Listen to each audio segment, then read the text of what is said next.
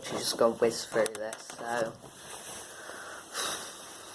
a freely suspended permanent magnet will align itself with the Earth's magnetic field and point to the Earth's magnetic south pole, which is in the northern hemisphere, quite close to true north. Propulsion is the true test for magnetisation because it takes two magnetic poles to repel. Attraction would be caused by temporary induced magnetism. So iron, cobalt, nickel are metallic elements, and alloys like steel are magnetic. Alloy steel is magnetic. Permanent magnets are usually made of steel or with added cobalt or nickel. So steel is a hard magnetic material, difficult to magnetise, but tends to retain its magnetism. Iron is a soft magnetic material, easy to magnetise and demagnetise, and is more susceptible to temporary induced magnetism by putting into a permanent magnet, but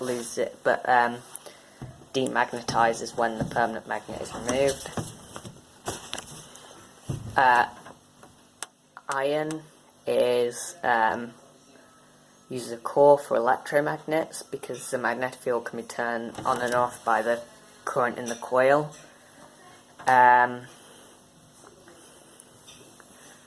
Magnetic flux start on a north-seeking pole and end on a south-seeking pole.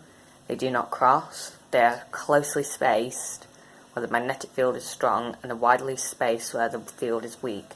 They are sometimes called lines of force because they show the direction that a small, isolated, north-seeking pole will move if it were free to do so.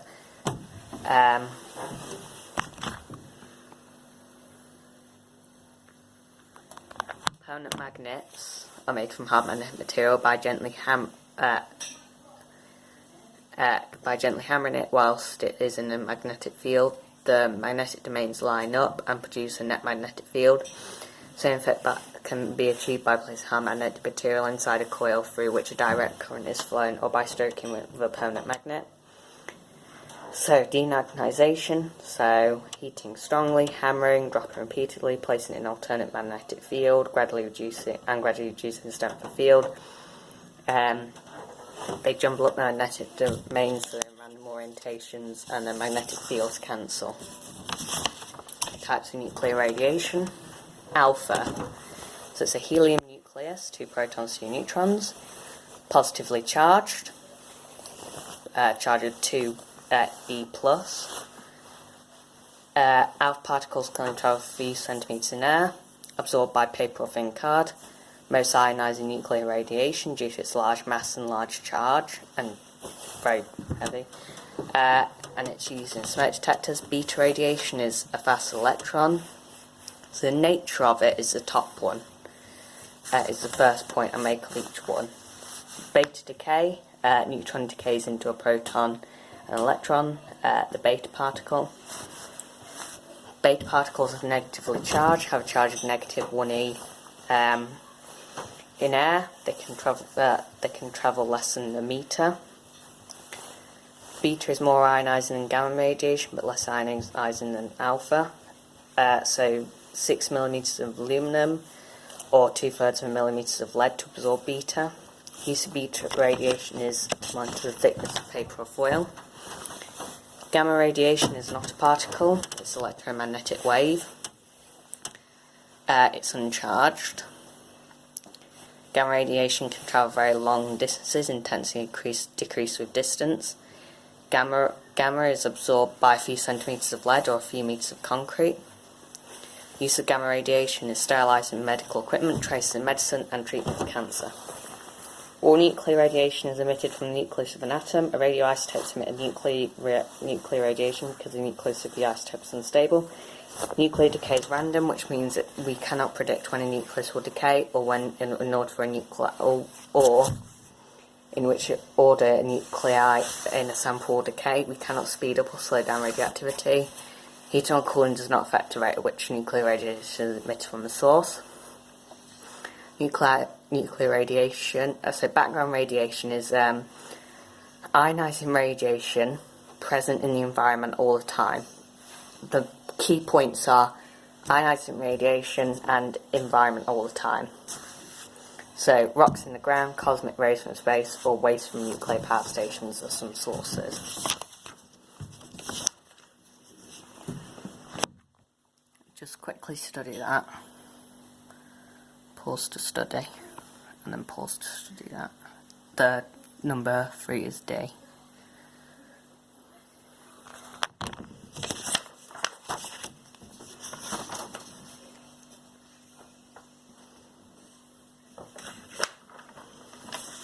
On the back, remember that when you're doing a decay equation, you must include the radiation which is emitted. So, for example, argon decays into potassium plus a beta particle, and always state the charge of it, plus a gamma radiation, plus helium nucleus or alpha radiation.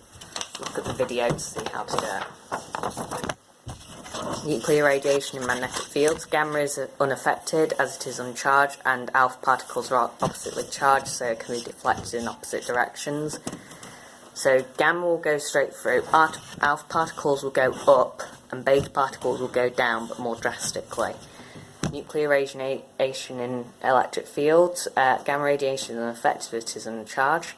Beta particles are negatively charged, so deflected towards the positive plate. Alpha particles are positively charged, so deflected in the opposite direction to the beta particles, so towards the negative plate.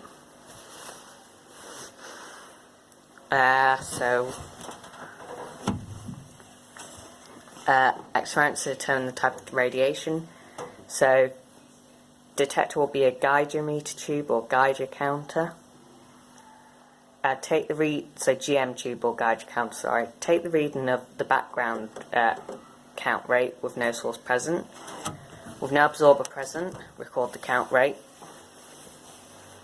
Record the count rate with different absorbers, so thin card paper, aluminum, lead, but with the measurements that it will absorb the sources.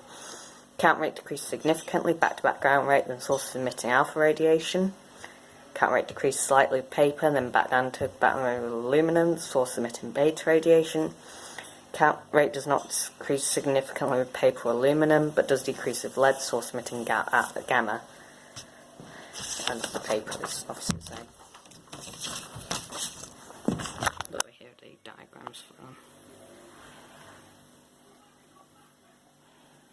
The radiation detector and the Geiger counter is a GM tube there between that tube connector now.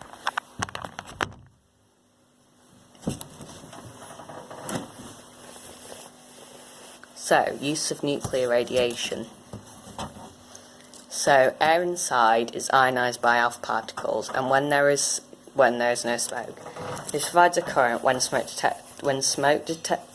enters a detector. The alpha particles get absorbed by the smoke particles because they're solid, and therefore the number of ionisation events decreases and the current decreases, so the alarm sounds. Beta and gamma cannot be used as they will both penetrate smoke due to their weakened ionising abilities. A long half-life is necessary so that the activity remains almost constant over a long time, and the source does not need changing. Beta radiation, monitoring the thickness of thin paper or aluminum. Some of the beta particles are absorbed by the paper or metal foil, some pass through to the detector. The amount of radiation detected increases. Paper has become thinner, so rollers are adjusted, so less pressure on the rollers. Alpha source cannot be used because the alpha particles are more ionised and therefore will be absorbed by the paper, whatever the thickness. With gamma radiation, there will be no charge in readings, as gamma rays will penetrate paper whatever thickness, gamma is less. A long half-life required so that the activity remains almost constant over short periods of time, and source does not need change, and that's the same thing for the alpha as well.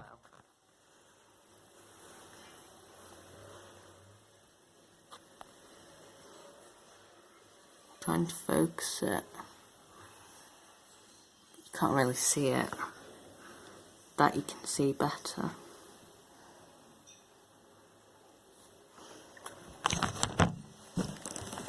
Gamma radiation. Sterilisation of medical equipment. Medical equipment in the package is exposed to high levels of gamma radiation. Bacterial and germs are killed by gamma radiation on the equipment and on the inside of the packaging, making it sterile. Beta and alpha radiation will not be suitable as they may not be able to penetrate the packaging. Treatment of cancerous tumours. Tumours exposed to the gamma radiation, cancer cells are killed.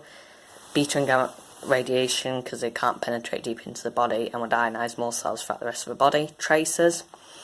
Gamma radiation is detected on the ground and an increase in the reading observed near a leak in the pipe. Gamma source has to be introduced to the substance in the pipes, or a source put down the pipe by a remote controlled method. Beta and alpha will be more ionising, so it would not penetrate the ground and be detected not be detected at all, so they're not used.